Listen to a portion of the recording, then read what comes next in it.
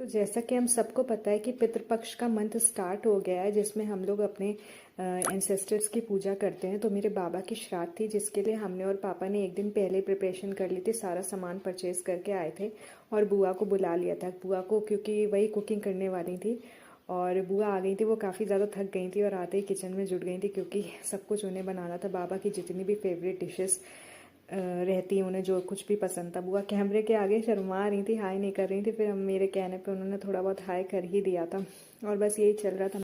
फिर पंडित जी भी आ गए थे और आते आते वो जो जो सामान उन्हें चाहिए था वो सब मांग रहे थे। पूजा की तैयारी हम लोग कर रहे थे और पापा कुछ भी सही से नहीं कर पा रहे थे। पंडित जी उन्हें बार बार बता रहे थे, बार बार एवं बहिनिष्ठम ओम आगच्छत महाभागा विषि देवा महाबला एक आचवी।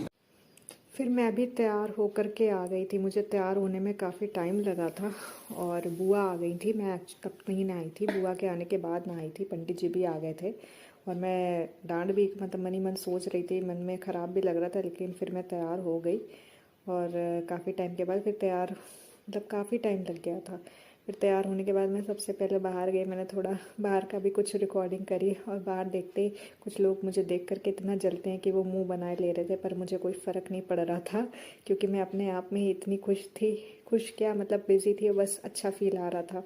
और अंदर फिर बुआ के पास पूजा होते होते खाना भी ऑलमोस्ट रेडी हो गया था। कचौड़ियाँ सिक गई थी। फिर हम लोगों ने सबसे पहले भगवान को भोग लगाया। मंदिर में एक थाल लगाई, भगवान को दिखाया सारी सब कुछ चीज़ें। फिर हम और बुआ कुछ बातें करने लगे, हंसी और मजाक। बुआ काम करते करते बहुत ज़्यादा एग्जॉस्ट हो गई थी, हम भी उनसे बातें कर रहे थे। फिर दूसरी थाली हम लोगों ने पंडित जी के लिए तैयार करी।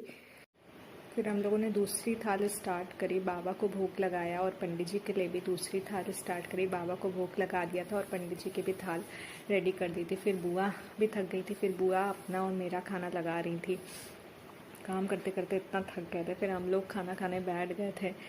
फिर पापा और पंडित जी उधर खा रहे थे, मैं उधर जा नहीं पाई थी, इसलिए वहाँ का कुछ भी रिकॉर्ड नहीं कर पाई। गई थी पर प्रॉपर हो नहीं पाया। फिर पापा पंडित जी भी खा रहे थे, पापा बार बार आ रहे थे, जा रहे थे, हम लोगों से बातें कर रहे थे। हम और बुआ भी आपस में सब बातें कर रहे थे खाने की।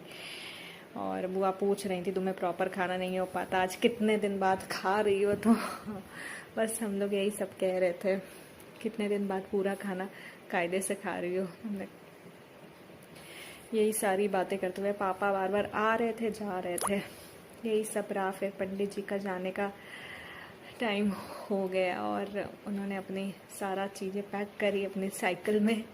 फिर वो जाने लगे और मैं उन्हें बाहर तक छोड़ने गई और जाते जाते मैंने उनसे नमस्ते